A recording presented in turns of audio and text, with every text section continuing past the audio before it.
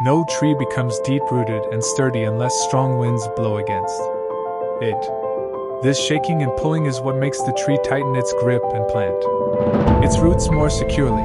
The fragile trees are those grown in a sunny valley.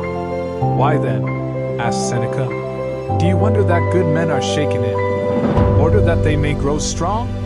Just like for the trees, heavy rain and strong winds are to the advantage of good people. It's how they may grow calm, disciplined, humble, and strong. Just like the tree must tighten its grip not to fall down with every breeze, we must strengthen our position if we don't want to be swept off our feet by every trifle. This is what Stoic philosophy is here for. It will make you stronger and let the same rain and wind appear lighter and keep you on your feet at all times. In other words, it will prepare you to deal more effectively with whatever stormy weather life throws at you.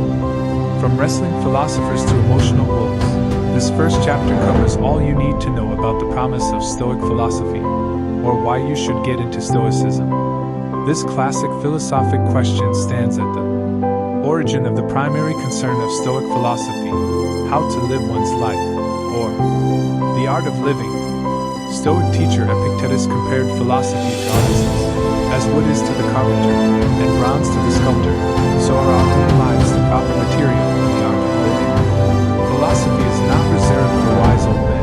It's an essential craft for everybody who wants to learn how to live and die well. Every life situation presents a blank canvas or marble that we can sculpt and train on, so that over a lifetime we can master our craft. That's basically what Stoicism does. It teaches us how to excel in life. It prepares us to face adversity calmly, and simply helps us sculpt and enjoy a good life. What makes someone good at living? According to Epictetus, it's either wealth, nor high office, nor being a commander. There must be something else. Just like someone who wants to be good at handwriting must practice and know a lot about handwriting, or someone who wants to be good in music must study music, someone who wants to be good at living, therefore, must have good knowledge of how to live. Makes sense, right? A philosopher literally translates from the Greek into a lover of wisdom, someone who loves to learn how to live, someone who wants to attain practical wisdom concerning how to actually live their life. As Epictetus told us before, if we want to become good at living, we must attain knowledge on how to live. This might surprise you, but philosophy is really a matter of practice, learning how to sculpt our lives. Thinking and philosophizing about the blank block of marble won't teach us how to skillfully use chisel and mallet. The Stoics were particularly concerned with applying philosophy to everyday life. They saw themselves as veritable warriors of the mind and thought the primary reason to study philosophy was to put it into practice. This is a great comparison made by author Donald Robertson in his book, The Philosophy of Cognitive Behavioral Therapy. He said that in ancient times, the ideal philosopher was a veritable warrior of the mind, but in modern times, the philosopher has become something more bookish, not a warrior, but a mere librarian of the mind. Think of the old gray philosopher teacher. So we want to be warriors, and what matters most is not our ability to recite Stoic principles, but to actually live them out in the real world. As Epictetus asked his students, if you didn't learn these things in order to demonstrate them in practice, what did you learn them for? He continued that they, his students, were not hungry and courageous enough to go out in the real world and demonstrate the theory in practice. Which is why I would like to escape to Rome to see my favorite wrestler in action. He at least puts policy into practice. True philosophy is a matter of little theory and a lot of practice, like wrestling in the ancient and surfing in the modern world. Remember, in surfing, we get to practice in the water after a quick theory part on the beach. Heavy waves are better teachers than heavy school books. And Stoicism demands exactly that, to go out there in the real world and vigorously apply what we've learned in the classroom. Our lives offer the perfect training ground for daily practice with its uncountable green waves and blank marble blocks. This practical art of living dimension of Stoicism holds two main promises. First, it teaches how to live a happy and smoothly flowing life. And second, it teaches you how to stay emotionally resilient to retain that happy and smoothly flowing life even in the face of adversity. Let's dive into the first promise and tackle the first of the scary words, eudaimonia. It means the state or condition of good spirit, and which is commonly translated as happiness or welfare. Imagine the best version of yourself. Look inside. Do you see and know who that highest version of you is? The one who acts right in all situations, the one who makes no mistakes and seems unbeatable? If you're anything like me and have been trying to improve yourself, then you probably know this ideal version of yourself. Well, in Greek, this best version would be the inner daimon, an inner spirit or divine spark. For the Stoics and all other schools of ancient philosophy, the ultimate goal of life was eudaimonia, to become good, with your inner daimon, not to be confused with demon, which is a bad spirit. The Stoics believe that nature wants us to become that highest version of ourselves. This is why the inner daimon, or divine spark, has been planted within all of us like a seed, so that we have it in our natural potential to become that highest version of ourselves.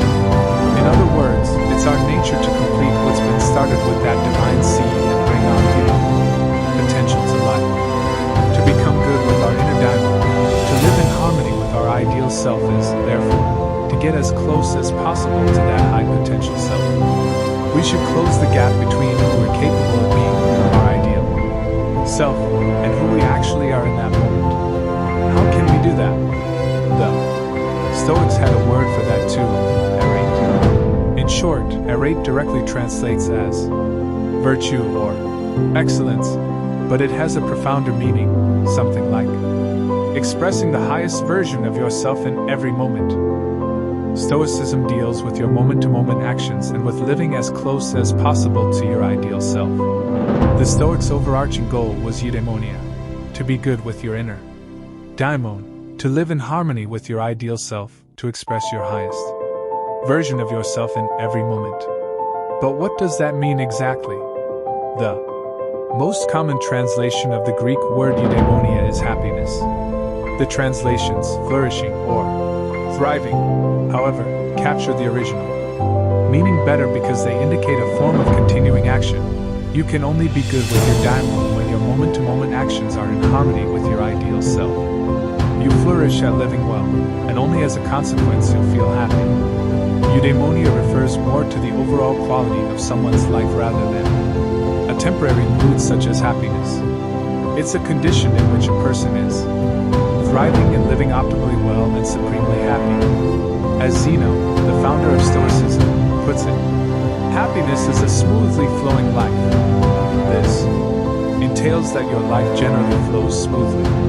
Let's conclude that eudaimonia is a happy and smoothly flowing life that comes from thriving at bringing our moment-to-moment actions into harmony with our highest self. This promise of eudaimonia entails that we're armed with all we need to deal with whatever challenge we're facing in life. How else can we stay happy even when life gets tough? Because life is pretty easy when things are going well. It only gets arduous when things seem to turn against us. When we're facing difficulties and struggles. This brings us to the second promise of Stoicism. Philosophy trains us to be able to take on every obstacle in life with the right mindset so that life keeps on going smoothly. But what is philosophy? Asked Epictetus. Doesn't it mean making preparation to meet the things that come upon us?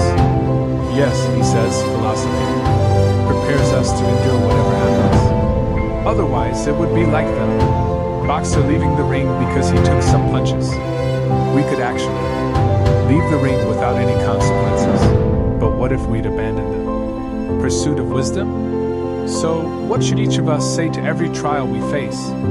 This is what I've trained for. This is my discipline.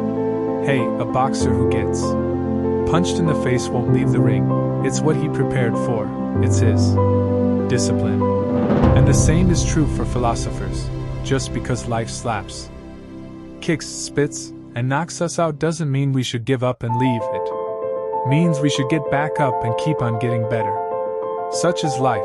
It's like our boxing ring. Punches and kicks are what we've signed up for. This is our discipline. Unharmed prosperity cannot endure a single blow, says Seneca, but a man who has gone through countless misfortunes acquires a skin callous by suffering. This man fights to the ground and carries on the fight even on his knees. He will never give up. The Stoics loved wrestling metaphors, so Marcus Aurelius similarly says, "The art of living is more like wrestling than dancing. We need to be prepared for sudden attacks. Nobody will ever tackle a dancer.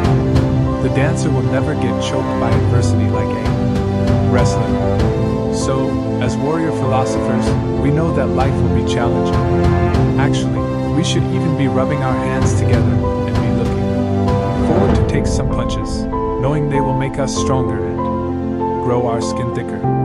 This is why we should want to engage and train in this fight they call life. Because we want to be strong, we want to live happy and smoothly flowing lives. We want to handle ourselves and our actions when life gets tough. We want to be a tower of strength, unshakable even at the peak of a rage attack. When others panic, we want to stay cool, well-considered, and be able to be the best we can be. Practicing Stoicism helps us develop the tools to deal as effectively as humanly possible with whatever kicks and punches life throws at us. No matter what happens in our lives, we're ready for anything. We're prepared to take hooks and sidekicks, never give up, and make the best of it. This is the promise of Stoic philosophy. Yet right now, if you get punched in the face, what's going to happen? You get emotional. Like everybody else, you either angrily fight back, or more likely you start crying. The Stoics identified strong emotions as our ultimate weakness, especially when we let them dictate our behavior. They're toxic to eudaimonia, and they're at the root of all human suffering. Unfortunately, according to the Stoics, most of us are enslaved to passions, strong, negative emotions such as irrational fear, grief, or anger. This is why so many of us are miserable. We're far away from being a tower of strength. We're far away from being at good terms with our ideal self. Our passions cause us to act far beneath of what we're capable of. If we want to be able to act like our ideal self, say the Stoics, we need to keep our emotions in check. We need to tame them so they won't get in the way of the good life. No, thank you. I can't afford to panic right now.